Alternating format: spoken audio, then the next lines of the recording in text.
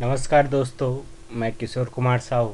आप देख रहे हैं fluid mechanics and fluid machinery के वीडियो सीरीज़। इस सीरीज़ में आज से हम लोग चैप्टर 10 स्टार्ट करेंगे और चैप्टर 10 में आपको पढ़ना है रेसिप्रोकेटिंग पंप और सबमर्सिबल पंप के बारे में। सबसे पहले हम लोग डिस्कस करते हैं रेसिप्रोकेटिंग पंप के बारे में। रेसिप्रोकेटिंग पंप या इसको हम प्रत्यागामी पंप भी बोल सकते हैं, ठीक है। तो जैसा कि हमने पहले भी डिस्कस किया हुआ है कि अब हम अभी फ्लूइड मशीनरी पढ़ रहे हैं, जिसमें हम हाइड्रोलिक मशीन्स के बारे में डिस्कस करेंगे। और हाइड्रोलिक मशीन या द्रव चलित मशीन क्या होते हैं? ऐसे मशीन्स जो मैकेनिकल एनर्जी को हाइड्रोलिक एनर्जी में कन्वर्ट करता है, या ऐसे मशीन जो हाइड्रोलिक एनर्जी को मैकेनिकल एनर्जी में कन्वर्ट करता है, उन मशीन को हम हाइड्रोलिक मशीन्स कहते हैं, है ना। जैसा कि हमने पंप के बारे में डिस्कस किया हुआ है पहले भी। तो पंप क्या है? ऐसा मशीन है, ऐसा हाइड्रोलिक मशीन है जिसकी सहायता से हम मैकेनिकल एनर्जी को हाइड्रोलिक एनर्जी में कन्वर्ट करते हैं। यांत्रिक ऊर्जा को हाइड्रोलिक ऊर्जा में कन्वर्ट किया जाता है, ठीक है। वैसे ही टरबाइन के बारे में भी डिस्कस कर चुके हैं। टरबाइन एक ऐसा हाइड्रोलिक मशीन है जिसकी सहायता से हाइड्रोलिक ऊर्जा को यांत्रिक ऊर्जा में कन्वर्ट किया जाता है, ठीक है। तो इसमें हम लोग डिस्कस करेंगे प्रत्यागामी पंप के बारे में। तो प्रत्यागामी पंप क्या होता है? यह एक ऐसा हाइड्रोलिक मशीन है जिसकी सहायता से जो यांत्रिक ऊर्जा है, यांत्रिक ऊर्जा मतलब शाफ्ट की ऊर्जा है, मैकेनिकल ऊर्जा है, मैकेनिकल पावर है, उसको किस में कन्वर्ट किया जाता है, किस में परिवर्तित किया जाता है? हाइड्रोलिक ऊर्जा में। हाइड्रोलिक ऊर्जा मतलब द्रव की ऊर्जा, और द्रव में कौन सी ऊर्जा? दाब ऊर्जा में परिवर्तित किया जाता है। मतलब हम बोल सकते हैं कि प्रत्यागामी पंप की सहायता से जो यांत्रिक ऊर्जा है उसको दाब ऊर्जा में परिवर्तित किया जाता है, ठीक है। तो यह काम करने के लिए हम सेंट्रीफ्यूगल पंप का भी यूज़ करते हैं। लेकिन सेंट्रीफ्यूगल पंप और प्रत्यागामी में क्या अंतर है? सेंट्रीफ्यूगल पंप में हम इम्पेलर को रोटेट करके प्रेशर एनर्जी प्राप्त करते थे, लेकिन यहाँ पे हम कोई रोटरिंग या रोटरी डिवाइस या रोटरी पार्ट यहाँ पे यूज़ नहीं करेंगे, बल्कि रेसिप्रोकेटिंग पंप में हम कैसे प्रेशर एनर्जी प्राप्त करते हैं, ठीक है। तो रेसिप्रोकेटिंग पंप में क्या होता है, यहाँ पे आप डायग्राम में देखिए, एक पिस्टन और सिलेंडर का अरेंजमेंट रहता है, जो किस से चलाया जाता है? क्रैंक शाफ्ट की सहायता से चलाया जाता है ना। पिस्टन सिलेंडर अरेंजमेंट है जिसको कनेक्टिंग रॉड और क्रैंक शाफ्ट की सहायता से चलाया जाता है। और इस पिस्टन सिलेंडर अरेंजमेंट की सहायता से लिक्विड को क्या किया जाता है? सक किया जाता है, फिर उसको क्या किया जाता है? डिस्प्लेस किया जाता है या विस्थापित किया जाता है। तो ये रेसिप्रोकेटिंग पंप होता है। रेसिप्रोकेटिंग पंप में क्या होता है? ऐसा पंप जिसमें लिक्विड को पिस्टन सिलेंडर अरेंजमेंट से सक्शन किया जाता है और उसका विस्थापन किया जाता है। तो इस तरीके के पंप को हम लोग बोलते हैं रेसिप्रोकेटिंग पंप। रेसिप्रोकेटिंग पंप मतलब ये पिस्टन क्या कर रहा है? आगे पीछे मूव कर रहा है, तो इसके मूवमेंट को हम लोग रेसिप्रोकेटिंग मोशन बोलते हैं। इसलिए पंप क्या होता है? रेसिप्रोकेटिंग पंप कहलाता है, ठीक है। अब रेसिप्रोकेटिंग पंप देखिए, यहाँ पे मैकेनिकल एनर्जी कहाँ से आए? देखिए क्रैंक शाफ्ट रोटेट कर रहा है। क्रैंक शाफ्ट रोटेट कैसे करेगा? इसमें इलेक्ट्रिक मोटर से रोटेट कर सकते हैं, आईसी इंजन से रोटेट कर सकते हैं, टरबाइन से रोटेट कर सकते हैं।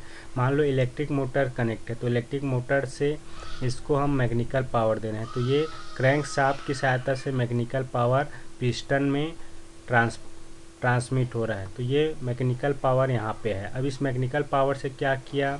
फ्लूइड को सक किया गया, यहाँ पे सक्शन हुआ फ्लूइड का, और उसको फिर यहाँ पे हाई प्रेशर से, हाई फोर्स से दबा कर क्या किया गया?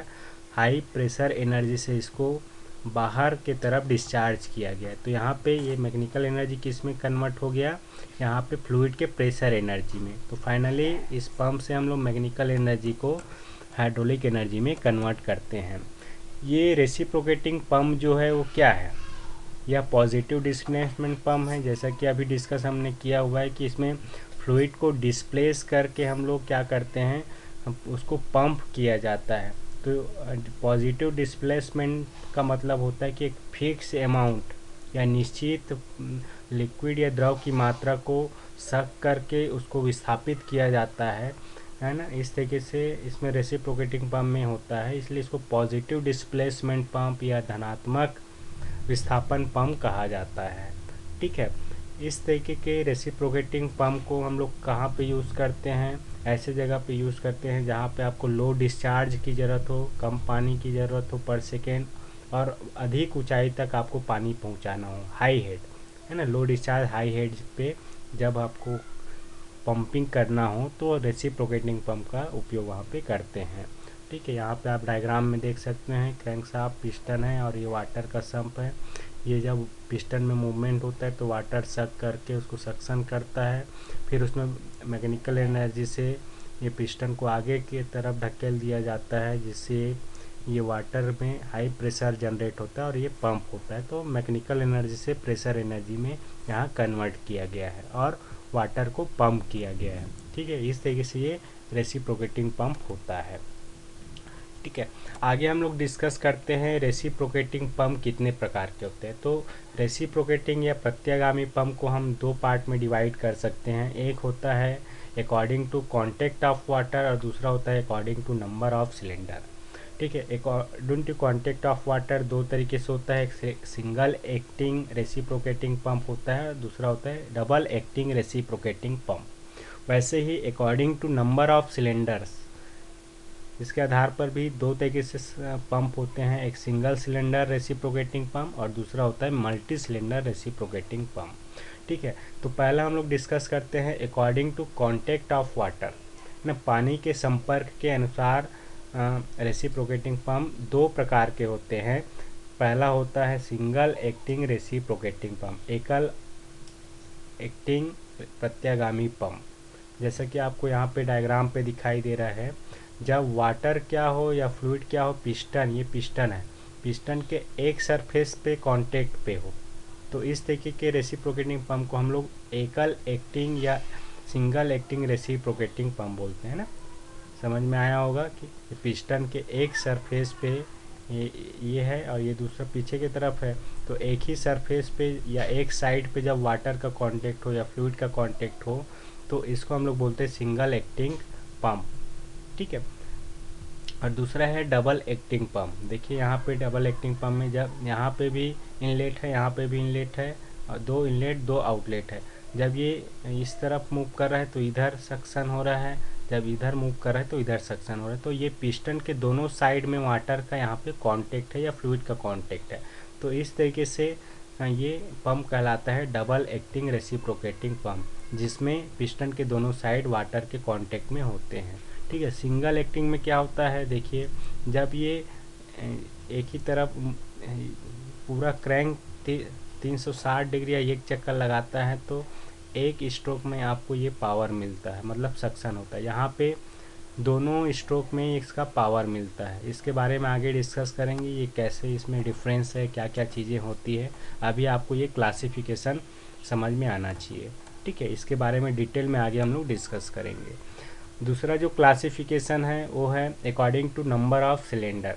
ठीक है, सिलेंडर की संख्या के आधार पर हम दो तरीके से पंप को डिवाइड कर सकते हैं, एक एकल सिलेंडर प्रत्यागामी पंप और दूसरा है मल्टी सिलेंडर प्रत्यागामी पंप। एकल सिलेंडर मतलब ऐसा रेसिप्रोकेटिंग पंप जिसमें केवल एक ही सिलेंडर हो, जैसे कि आपको यहाँ पे दिखाई दे रहा है, एक सिलेंडर है, एक कनेक्टिंग रॉड है, एक क्रैंक शाफ्ट है, तो ये आपका कहलाता है एकल सिलेंडर प्रत्यागामी पंप।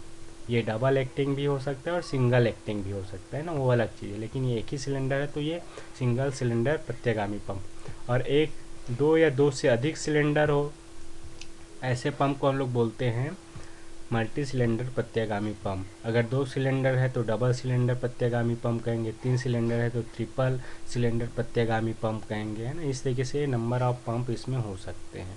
ठीक है, तो इस तरीके से ये क्लासिफिकेशन होता है रेसिप्रोकेटिंग पंप का। अब ये रेसिप्रोकेटिंग पंप का उपयोग कहाँ पे करते हैं?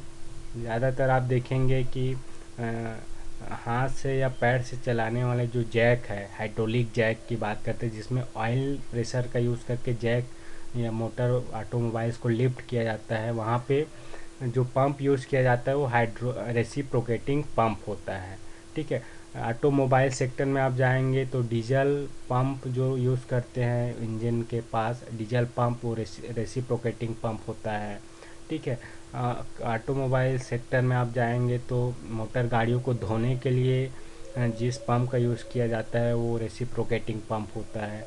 वैसे ही आप फायर फाइटिंग सिस्टम में, फायर ब्रिगेड सिस्टम में आप जाएंगे तो वहाँ पे भी जो पंप यूज़ करते हैं फायर वाहनों में वो भी रेसिप्रोकेटिंग पंप ही होता है। ठीक है। इस लेक्चर में इतना ही। Thank you for watching. Keep smiling.